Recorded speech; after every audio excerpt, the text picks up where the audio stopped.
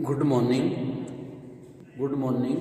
मैं ओम प्रकाश मेहरा आज आपको बीए पार्ट फर्स्ट राजनीति विज्ञान पेपर राजनीति विज्ञान के मूल आधार शीर्षक राजनीतिक दल में हमें जो आज अध्ययन करवाना है वो द्विदलीय प्रणाली से कराना है। द्विदलीय प्रणाली, द्विदलीय प्रणाली क्या है, द्विदलीय प्रणाली की क्या दोष है, इस बात का अध्ययन करवाना है। आज से पहले जो हमने अध्ययन करवाया, आज तक जो हमने अध्ययन करवाया, वो जिन टॉपिकों का किया वो आपको एक बार बता देते हैं। हमने पहले करवाया राजनीतिक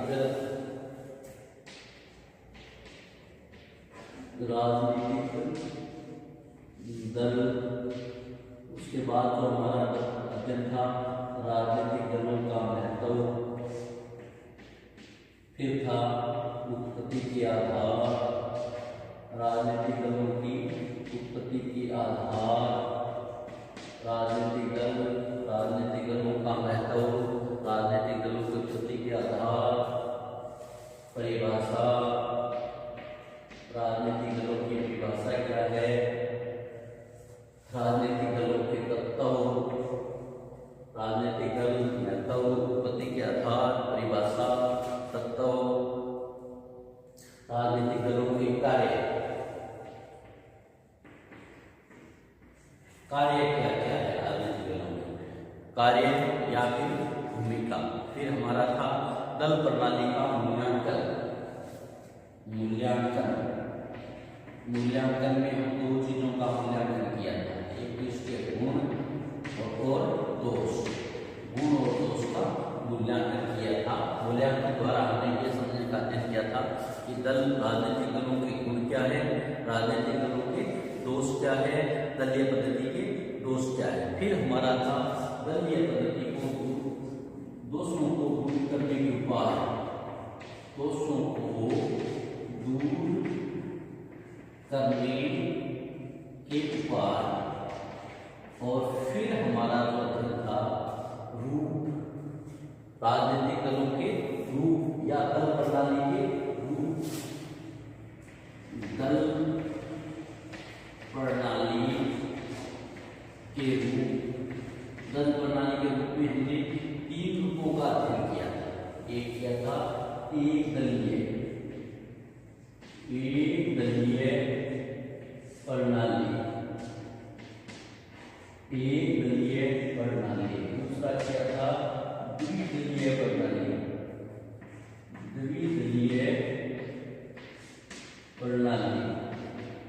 और तीसरा जो हमारा अध्ययन था वो था बहुदलीय प्रणाली, बहुदलीय प्रणाली, बहुदलीय प्रणाली। तो यहाँ तक हमने अध्ययन इससे पहले वाले वीडियो में कर लिया। एक दलीय प्रणाली तक हमने अध्ययन इससे पहले वाले वीडियो में कर लिया था। आज हमारा अध्ययन का मुख्य टॉपिक है द्विदलीय प्रणाली। राजनीतिक दलों की द्विदलीय प्रणाली क्या है, द्विदलीय प्रणाली से क्या समझते हैं, ये हमारा अध्ययन का बिंदु है, ये हमारा अध्ययन का शीर्षक है।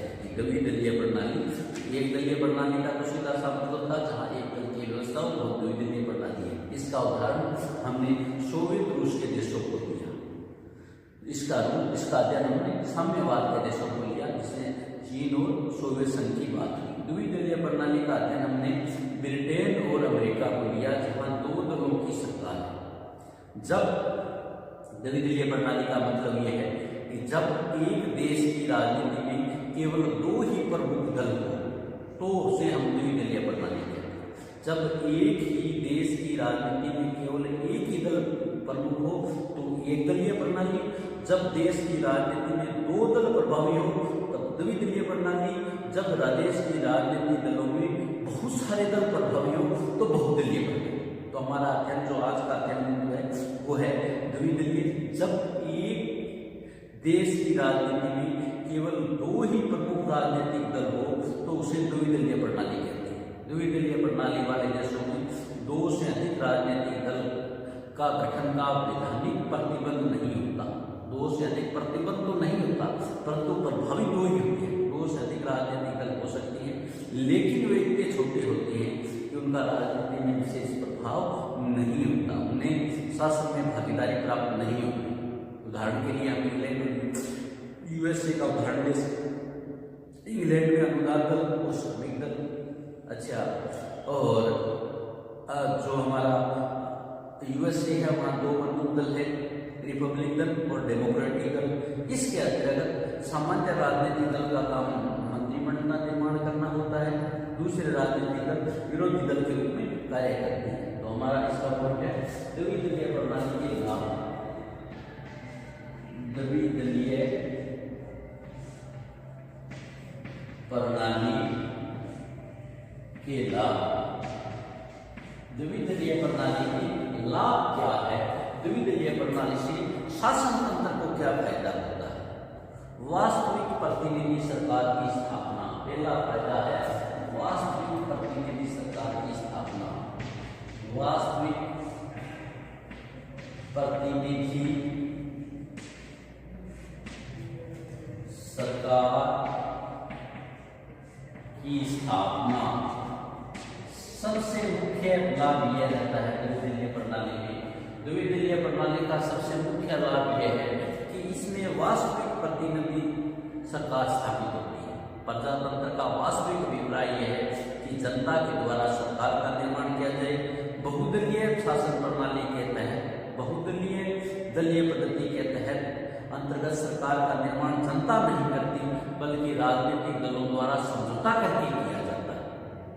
केवल द्विदलीय प्रणाली ही ऐसी प्रणाली है, द्विदलीय प्रणाली ऐसा सिस्टम है जिसके अंतर्गत सरकार जनता की इच्छाओं द्वारा प्रत्यक्ष परिणाम होता है। जनता जिस दल को बहुमत देती है उसका सरकार होता है। इसके अंतर्गत केवल वही दल शासन का संचालन करता है जिसमें मतदाताओं का बहुमत प्राप्त हो। स्वाभाविक रूप से यह जो व्यवस्था है यह प्रजातांत्रिक धारणा के अनुकूल होती है। जनसंख्या का बहुमत इस प्रणाली से अत्यंत प्रसन्न रहता है और शासन के निर्णयों का प्रशंसा से पालन किया जाता है। दूसरा, सरकार का निर्माण सरल। सरकार का निर्माण सरल। सबसे मुख्य बात यह है कि इसमें सरकार का निर्माण सरल होता है। संसदीय शासन वाले देश में यदि दो ही राजनीतिक दल हो तो मंत्रिमंडल का निर्माण सरलतापूर्वक किया जा सकता है, क्योंकि एक दल को सरकार मिलती भी नहीं है। बहुदलीय शासन व्यवस्था में एक दल को सरकार नहीं मिल पाती। बहुमत दल को सरकार के निर्माण का कार्य सौंपा जाता है। यह दल अविश्वसनीय हो जाता है और आगामी चुनाव में हार जाता है तो शासन की दल उसके हाथों में आ जाती है, जो पहले विरोधी दल के रूप में कार्य कर रहा है।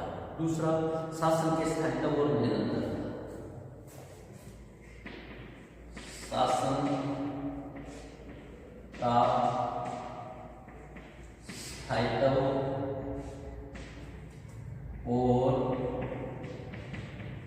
निरंतरता। ये जो शासन व्यवस्था है, द्विदलीय शासन प्रणाली है, इसमें शासन का स्थायित्व रहता है। शासन में सबसे अधिक आवश्यक तत्व क्या होता है? सरकार चलाने का सबसे अधिक आवश्यक तत्व क्या होता है? सुदृढ़ और स्थायी सरकार। और सुदृढ़ और स्थायी सरकार का कथन है, सुदृढ़ और स्थायी सरकार की स्थापना है वो द्विदलीय प्रणाली द्वारा की जा सकती है। मंत्रिमंडल व्यवस्थापिका में शक्तिशाली दल का समर्थन प्राप्त होता है। इस समर्थन के आधार पर मंत्रिमंडल दृढ़ता के साथ साथ कार्य संचालन करता है। ऐसी व्यवस्था में सामान्य जो द्विदलीय की सरकारें हैं वो सामान्यतः स्थायी सरकारें होती हैं। इनके द्वारा जो कार्यक्रम और नीति को विश्वासपूर्ण कार्य रूप में परिणित किया जा सकता है। अमेरिका की जो अध्यक्षात्मक शासन प्रणाली है उसका रहस्य ही द्विदलीय प्रणाली है। अमेरिका के सिद्धांत के अनुसार व्यवस्थापिका और कार्यपालिका में परस्पर संबंधित नहीं रहते, लेकिन व्यवहार में राजनीतिक दल के माध्यम से इनके संबंध स्थापित हो जाते हैं। साधारणतः राष्ट्रपति जिस राजनीतिक दल का होता है, राजनीतिक दल उसी राजनीतिक दल को व्यवस्थापिका में बहुमत प्राप्त होता है। अतः शासन कार्य सुगमतापूर्वक चलता रहता है। लेकिन बहुदलीय प्रणाली के अंतर्गत राष्ट्रपति को सदैव ही व्यवस्थापिका के विरोध का सामना करना पड़ता है। वर्तमान समय में द्विदलीय प्रणाली कभी कभी इस बात का विरोध भी करती है। नंबर 4, संवैधानिक गतिरोध की आशंका नहीं। संवैधानिक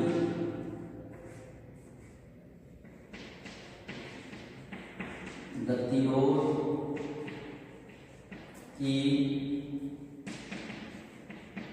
आशंका नहीं।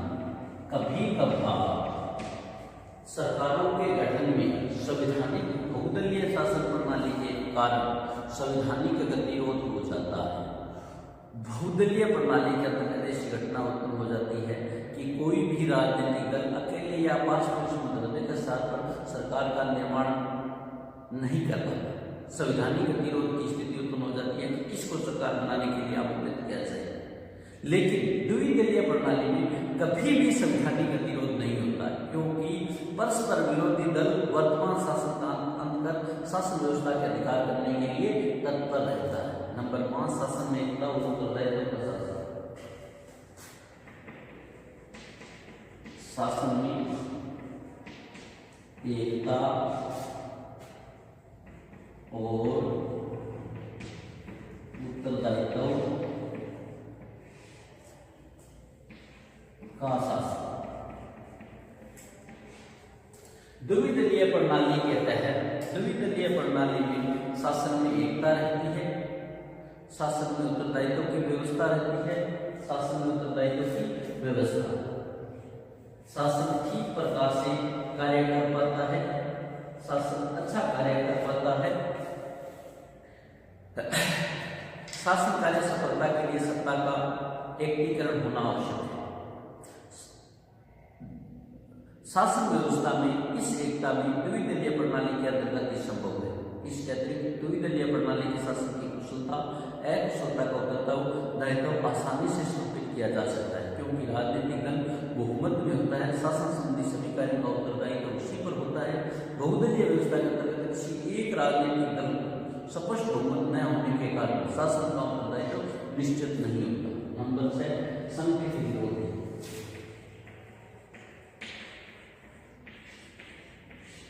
संगठित विरोधी द्विदलीय प्रणाली में विरोधी संगठित होते हैं। राजनीतिक दल शासन संचालन का कार्य नहीं, वरना शासन को नियंत्रित करने का कार्य भी करता है। शासन को नियंत्रित रखने का कार्य उसी समय भली भांति किया जा सकता है जब विरोधी राजनीतिक दल सुसंगठित और पर्याप्त शक्तिशाली है। द्विदलीय व्यवस्था के अंतर्गत विरोधी दल सदैव ही इस स्थिति में होता है। ये है हमारा द्विदलीय प्रणाली के लाभ। नेक्स्ट है हमारा द्विदलीय प्रणाली के दोष। द्विदलीय प्रणाली के दोष। लाभ के उपरांत भी हम इस बात से नकार नहीं सकते, हम इस बात को नकार नहीं सकते कि द्विदलीय शासन प्रणाली में नुकसान नहीं है, दोष नहीं है। द्विदलीय प्रणाली में भी दोष है, नुकसान है। यद्यपि द्विदलीय शासन प्रणाली का सबसे बड़ा गुण है स्थायित्व और निरंतरता। ऐसी व्यवस्था है जिसके अंतर्गत शासन में एकता होती है, उत्तरदायित्व निश्चित होते हैं, पर लेकिन इतना कुछ होने के बावजूद भी हम यह नहीं कह सकते कि द्विदलीय शासन प्रणाली दोष मुक्त है। रेमजेवियर ने अपनी पुस्तक हाउ ब्रिटेन इज गवर्न्ड द्विदलीय शासन प्रणाली की कटु आलोचना की है। द्विदलीय प्रणाली के कुछ दोष बताए हैं। उन दोषों में है मतदाताओं को स्वतंत्रता समेत। पहला दोष, मतदाता को स्वतंत्रता, मतदाता की स्वतंत्रता सीमित। सबसे बड़ा दोष, मतदाताओं को विकल्प दिखाई नहीं देता। मतदाताओं को ये विकल्प नहीं दिखाई देता कि उनको किस पार्टी को बहुमत देना है, क्योंकि सामने विकल्प भी दो है। तो ऐसी स्थिति में मतदाता के सामने स्वतंत्रता सीमित हो जाती है। मतदान की स्वतंत्रता सीमित। द्विदलीय प्रणाली के अंतर्गत नागरिकों की मतदान की स्वतंत्रता बहुत अधिक सीमित हो जाती है। उन्हें दो में से एक दल को मत देना ही होता है, चाहे वो दोनों दल के उम्मीदवार दोनों दल की नीतियों से असहमत हो। व्यवहार में एक समस्या के 2 से अधिक पक्ष होने संभव है और हो सकता है। मतदाताओं का एक बड़ा भाग दोनों राजनीतिक दलों में से किसी भी राजनीतिक दल से सहमत न हो। ऐसे व्यक्तियों को विवश होकर या तो राजनीतिक प्रतिद्वंद्विता से तटस्थ रहना पड़ता है या छोटी बुराई को छांटना पड़ता है। मैकाइवर के शब्दों में इस पद्धति में मतदान में पसंदगी अत्यधिक सीमित होती है और स्वतंत्र जनमत के निर्माण में बाधक होती है। नंबर 2, राष्ट्र का विभाजन। नंबर 2, राष्ट्र का विभाजन। इसका सबसे बड़ा उदाहरण देश की आजादी से पहले मुस्लिम लीग और कांग्रेस के रूप में देख चुके हैं कि मुस्लिम लीग ने अपने आप को असुरक्षा की भावना से पृथक राष्ट्र की मांग कर ली थी। तो बहुधा यह देखा गया है कि द्विदलीय प्रणाली के कारण समस्त राष्ट्र ऐसे 2 दलों में विभक्त हो जाता है जिसमें समझौते की संभावना नहीं है। लेकिन बहुदलीय प्रणाली में राष्ट्र को आपस में न मिलने वाले समूह को भी विभाजित नहीं होने देते। लोग अपने सिद्धांतों के आधार पर बिना किसी प्रकार का समझौता किए परस्पर मिल जाते हैं और सहयोग करते हैं। नंबर 3, बहुमत की निर्भुलता।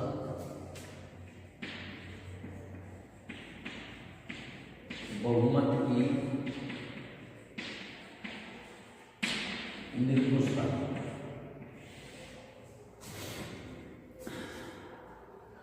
द्विदलीय प्रणाली के अंतर्गत सबसे बड़ा दोष यह है कि इसमें बहुमत निर्कुश रहता है क्योंकि एक दल को स्पष्ट बहुमत होता है। द्विदलीय प्रणाली के अंतर्गत एक राजनीतिक दल के हाथ में व्यवस्थापिका तथा कार्यपालिका संबंधी शक्ति प्राप्त होती है। इसके परिणाम स्वरूप एक निर्कुश बहुमत का जन्म होता है जो सदा ही अल्पमत को कुचलता रहता है, उसकी मांग की अवहेलना करता रहता है। नंबर 4, व्यवस्थापिका का महत्व और सम्मान में कमी। व्यवस्थापिका के महत्व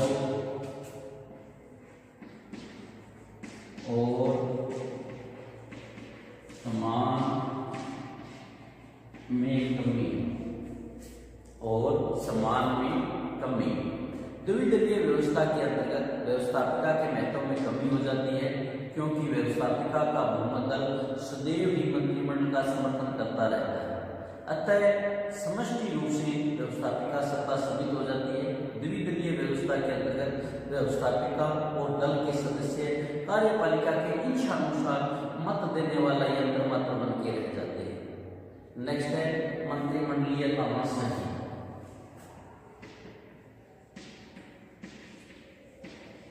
मंत्रिमंडलीय तानाशाही। मंत्रिमंडलीय तानाशाही।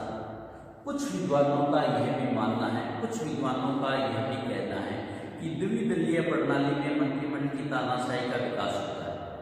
दलीय अनुशासन के कारण व्यवस्थापिका सदैव ही मंत्रिमंडल का समर्थन करना होता है। इसके अंतर्गत प्रधानमंत्री दल का नेता भी होता है और व्यवस्थापिका के साधारण सदस्य दल के नेता की बात का विरोधी दल की सरकार न बन जाए। मंत्रिमंडल इंग्लैंड में मंत्रिमंडल के प्रभाव और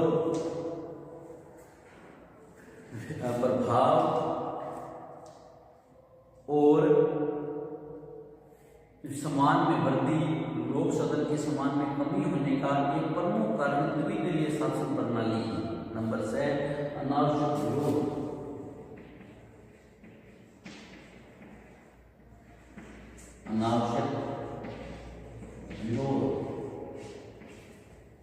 अनावश्यक विरोध। द्विदलीय प्रणाली में सरकार और विरोधी दल दोनों ही पर्याप्त शक्तिशाली होते हैं, अतः दोनों दलों में दूरियां बहुत अधिक होती है, जिसके परिणाम स्वरूप शासन दल द्वारा हठधर्मिता और विरोधी दल द्वारा विरोध करने की प्रवृत्ति को अपना लिया जाता है। नंबर 7 अनेक बिना प्रतिनिधित्व। अनेक बिना प्रतिनिधित्व के। अनेक हित बिना प्रतिनिधित्व के। देश की राजनीति जब केवल 2 ही राजनीतिक दल होते हैं तो अनेक हित तथा व्यवस्थापिका में प्रतिनिधित्व नहीं हो पाता, और ये स्थिति प्रजातंत्र के लिए सबसे नुकसानप्रद है।